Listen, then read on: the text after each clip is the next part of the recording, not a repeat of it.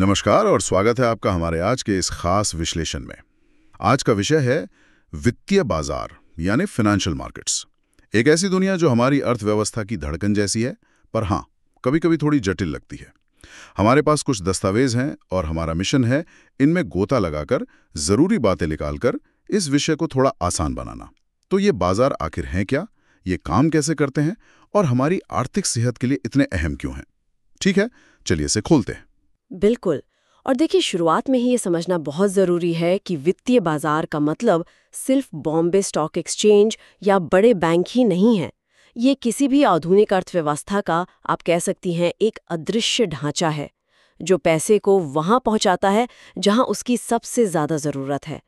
सोचिए ज़रा, अगर ये ना हो तो किसी नई कंपनी को पैसा मिलना या सरकार को सड़क बनाने के लिए फंड जुटाना कितना मुश्किल हो जाएगा। ये अर्थव्यवस्था के लिए एक तरह से रक्त संचार प्रणाली जैसे हैं। तो अगर ये इतने बुनियादी हैं, इतने फंडामेंटल हैं, तो इन्हें परिभाषित कैसे करेंगे? हमारे स्रोत बताते हैं कि वित्तीय बाजार एक बहुत व्यापक शब्द है।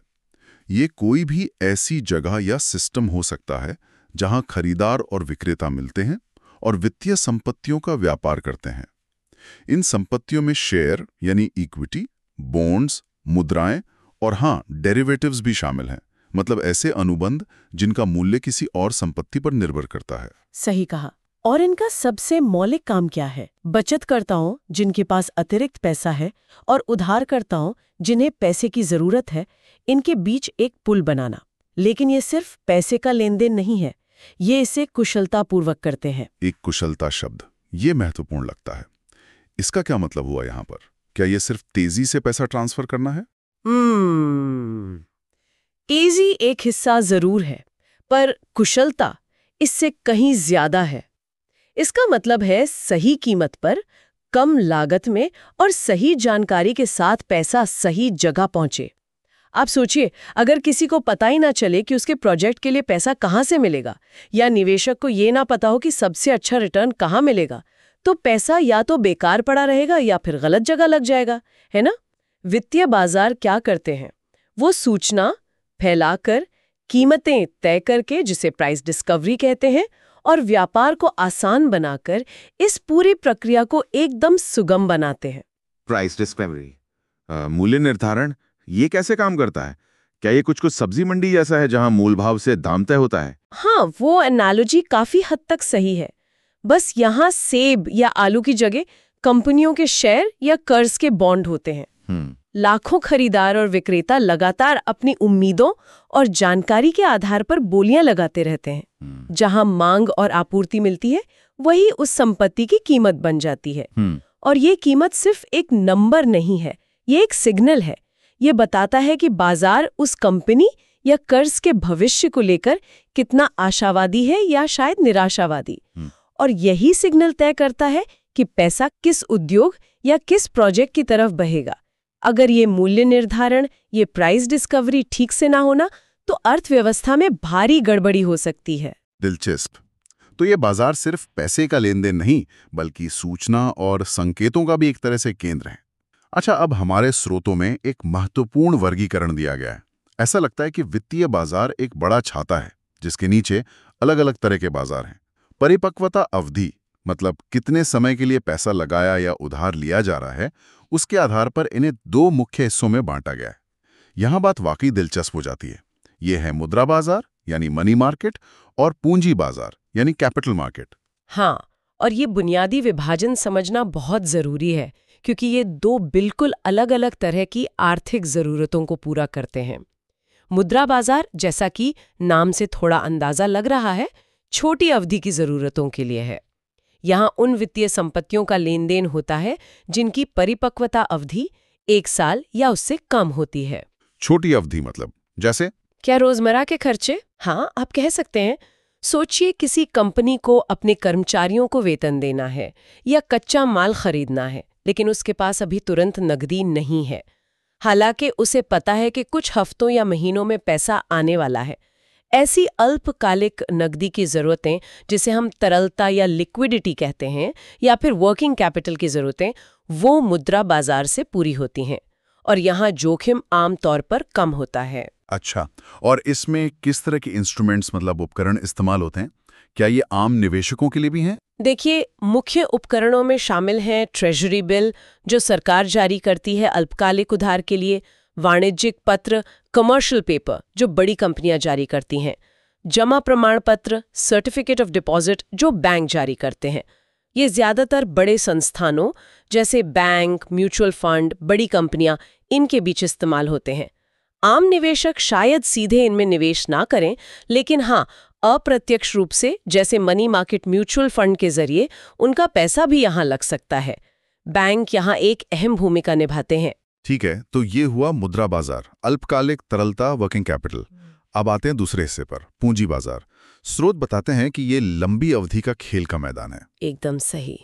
पूंजी बाजार उन निधियों, उन फंड से संबंधित है जिनकी जरूरत मध्यम से लंबी अवधि के लिए होती है, मतलब 1 साल से ज्यादा। जब किसी कंपनी को मान लीजिए नया कारखाना लगाना हो, कोई बड़ा पुल या सड़क बनानी हो, या किसी लंबी चलने वाली परियोजना के लिए पैसा चाहिए, तो वो पूंजी बाजार का दरवाजा खटखटाती है। यहाँ भविष्य के विकास के लिए निवेश होता है। तो यहाँ पर शेयर और बॉन्ड जैसी चीजें आती होंगी। हाँ, बिल्कुल। पूंजी बाजार के मुख्य उपकरण है शेयर यानी इक्विटीज, जिससे निवेशक कंपनी में हिस्सेदार बनते हैं, और डिबेंचर या बॉन्ड, जो लंबी अवधि के कर्ज होते हैं। इन्हें कंपनियां और सरकारें दोनों जारी करती हैं। और यहाँ के मुख्य खिलाड़ी कौन हैं? स्टॉक एक्सचेंज जैसे भारत में बीएसई, एनएसई, विकास बैंक, बीमा कंपनियां, पेंशन फंड, म्यूचुअल फंड, ये सब लंबी अवधि के निवेश को संभव बनाते हैं। तो ये 2 बाजार अलग अलग जरूरतें पूरी करते लगते हैं, एक रोजमर्रा की, दूसरा बड़े सपनों की। लेकिन क्या ये पूरी तरह से अलग थलग हैं? हमारे स्रोत कुछ और कहते हैं। वो कहते हैं कि ये पूरक हैं, मतलब कॉम्प्लीमेंट्री, और अन्योन्याश्रित भी, इंटरडिपेंडेंट। ये थोड़ा विरोधाभासी सा नहीं लगता? नहीं, ये विरोधाभासी नहीं है, बल्कि एक महत्वपूर्ण सच्चाई है। आप ऐसे सोचिए, अर्थव्यवस्था एक शरीर है। मुद्रा बाजार उसकी छोटी अवधि की ऊर्जा जरूरतें पूरी करता है, जबकि पूंजी बाजार लंबी अवधि की वृद्धि और मजबूती देता है। दोनों एक दूसरे के बिना अधूरे हैं। और देखिए, कई संस्थान जैसे कमर्शियल बैंक्स, वो दोनों ही बाजारों में सक्रिय होते हैं। वे छोटी अवधि के लिए जमा लेते और कर्ज देते हैं, जो मुद्रा बाजार का हिस्सा है, लेकिन साथ ही लंबी अवधि के प्रोजेक्ट लोन भी देते हैं और शेयरों के प्रबंधन में भी मदद करते हैं, जो पूंजी बाजार का हिस्सा है। लेकिन ये एक दूसरे पर निर्भर क्यों है, इंटरडिपेंडेंट क्यों? क्या एक बाजार में होने वाली हलचल दूसरे को प्रभावित करती है? कैसे? बिल्कुल करती है, और कई तरीकों से। सबसे बड़ा कनेक्शन है ब्याज दरें और पैसे का प्रवाह। मान लीजिए रिजर्व बैंक ब्याज दरें बढ़ाता है, इसका असर तुरंत मुद्रा बाजार पर दिखेगा। छोटी अवधि के कर्ज महंगे हो जाएंगे, लेकिन इसका असर धीरे धीरे पूंजी बाजार पर भी आएगा। क्यों? क्योंकि जब छोटी अवधि में ही सुरक्षित निवेश पर अच्छा रिटर्न मिलने लगे, तो निवेशक लंबी अवधि के जोखिम भरे निवेश जैसे शेयर, उनसे पैसा निकालकर कम जोखिम वाली जगह लगाना पसंद कर सकते हैं, है ना? इससे शेयर बाजार पर दबाव आ सकता है। इसी तरह अगर शेयर बाजार यानी पूंजी बाजार में भारी गिरावट आती है, तो लोगों की संपत्ति कम होती है, और हो सकता है कि वो खर्च कम कर दें या अपनी नकदी बचाकर रखें। इसका असर मुद्रा बाजार की लिक्विडिटी पर पड़ सकता है। ये एक महत्वपूर्ण सवाल खड़ा करता है कि कैसे केंद्रीय बैंक या सरकार की नीतियां इन दोनों बाजारों के जरिए पूरी अर्थव्यवस्था तक पहुंचती हैं। एक जगह किया गया छोटा सा बदलाव भी आप देखिए, इन जुड़े हुए बाजारों के माध्यम से कितना दूर तक असर डाल सकता है। तो ये जुड़े तो हैं, लेकिन इनकी दुनिया काफी अलग भी है। एक रोजमर्रा की जरूरतें पूरी करता है, दूसरा बड़े सपनों को उड़ान देता है। चलिए अब जरा इन दोनों बाजारों के बीच कुछ मुख्य फर्कों पर नजर डालते हैं। हमारे स्रोत की तालिका में ये अच्छे से बताए गए हैं। पहला और सबसे साफ फर्क तो समय का ही है, परिपक्वता अवधि। हाँ, परिपक्वता अवधि मुद्रा बाजार में 1 साल तक, पूंजी बाजार में 1 साल से ज्यादा। ये सबसे बुनियादी अंतर है। दूसरा अंतर उद्देश्य का है। जैसा हमने बात की, मुद्रा बाजार है वर्किंग कैपिटल के लिए, रोजमर्रा के लेन देन के लिए नकदी, जबकि पूंजी बाजार का उद्देश्य है स्थायी पूंजी जुटाना, जमीन, मशीनरी, लंबी परियोजनाएं। फिर आता है जोखिम का स्तर, रिस्क लेवल। ये एक बहुत बड़ा फर्क है। मुद्रा बाजार में क्योंकि समय कम होता है और उधार लेने वाले अक्सर मजबूत संस्थान होते हैं, जैसे सरकार या बड़े बैंक, इसलिए पैसा डूबने का जोखिम तुलनात्मक रूप से बहुत कम होता है। वहीं पूंजी बाजार में, खासकर शेयरों में, कीमतें बहुत तेजी से ऊपर नीचे हो सकती है। कंपनी का प्रदर्शन, अर्थव्यवस्था की हालत, दुनिया भर की खबरें, कई चीजें इस पर असर डालती हैं।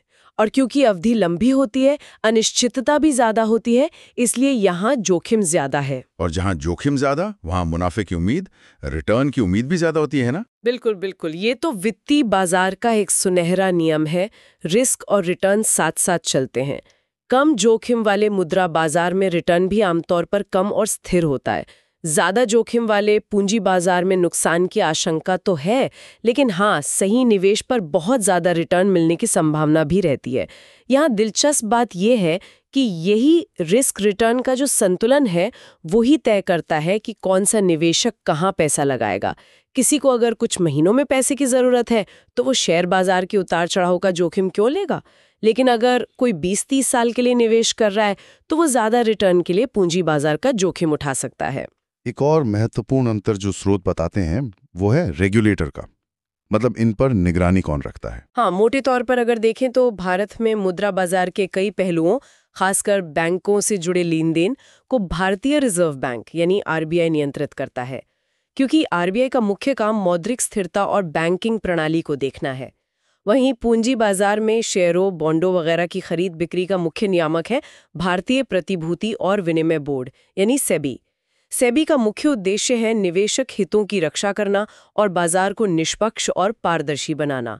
हालांकि कुछ क्षेत्रों में दोनों का कार्यक्षेत्र मिलता भी है। चलिए, हमने परिभाषा समझी, प्रकार देखे, उनके आपसी रिश्ते और अंतर भी समझ लिए। अब आते हैं सबसे बड़े सवाल पर। कुल मिलाकर अर्थव्यवस्था में इन वित्तीय बाजारों की भूमिका क्या है? ये इतने महत्वपूर्ण क्यों हैं? स्रोतों कई काम गिनाते हैं।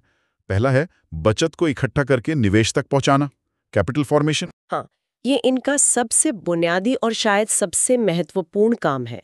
सोचिए, हम सब थोड़ी थोड़ी बचत करते हैं। कोई बैंक में रखता है, कोई बीमा पॉलिसी लेता है, कोई म्यूचुअल फंड में डालता है। वित्तीय बाजार इन छोटी छोटी बचतों को जमा करके एक बड़ी पूंजी बनाते हैं और फिर उसे उन व्यवसायों या परियोजनाओं तक पहुंचाते हैं जिन्हें पैसे की जरूरत है। इसी से देश में पूंजी निर्माण होता है, कैपिटल फॉर्मेशन, जो आर्थिक विकास की पहली सीढ़ी है। बिना इसके बचतें शायद यूं ही पड़ी रह जाएं। दूसरा काम हमने पहले भी छुआ था, मूल्य निर्धारण, प्राइस डिस्कवरी। जी हाँ, और ये सिर्फ कीमत तय करना नहीं है, ये अर्थव्यवस्था में संसाधनों का सही बंटवारा, एलोकेशन सुनिश्चित करता है। जहां मांग ज्यादा, वहां कीमतें बढ़ेंगी और ये संकेत देगा कि उस क्षेत्र में निवेश करना फायदेमंद हो सकता है। इससे पैसा अपने आप उन उद्योगों की तरफ जाता है जहां उसकी सबसे ज्यादा जरूरत और उत्पादकता है। तीसरा महत्वपूर्ण काम है तरलता प्रदान करना, प्रोवाइडिंग लिक्विडिटी। इसका क्या मतलब है एक निवेशक के लिए? को ये सुविधा देते हैं कि आप तुरंत खरीदार ढूंढकर अपने शेयर बेच सकें। अगर ये सुविधा ना हो, मतलब अगर आपका पैसा लंबे समय के लिए फंस जाए, तो शायद आप निवेश करने से ही हिचकिचाएंगे।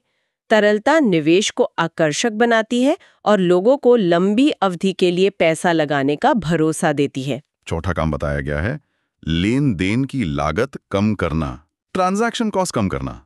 ये कैसे होता है? देखिए, वित्तीय बाजार खरीदारों और विक्रेताओं को एक जगह लाकर जानकारी आसानी से उपलब्ध कराकर और व्यापार के नियमों को मानकीकृत करके संपत्ति खरीदने बेचने में लगने वाले समय, मेहनत और खर्चे को कम करते हैं। आप सोचिए, अगर आपको शेयर बेचने के लिए खुद खरीदार ढूंढना पड़े तो कितना मुश्किल होगा। स्टॉक एक्सचेंज ये काम कितना आसान कर देता है। पांचवा काम थोड़ा जटिल लगता है, रिस्क मैनेजमेंट। रिस्क मैनेजमेंट, हाँ, वित्तीय बाजार, खासकर जो डेरिवेटिव बाजार है, वो लोगों और व्यवसायों को भविष्य में होने वाले संभावित नुकसान से बचने के तरीके मुहैया कराते हैं। हेजिंग जिसे कहते हैं। जैसे कोई किसान अपनी फसल की कीमत गिरने के डर से बचाव कर सकता है, या कोई कंपनी कच्चे तेल की कीमत बढ़ने के जोखिम को कम कर सकती है। ये बाजार जोखिम को उन लोगों तक ट्रांसफर करने में मदद करते हैं जो उसे उठाने को तैयार हैं।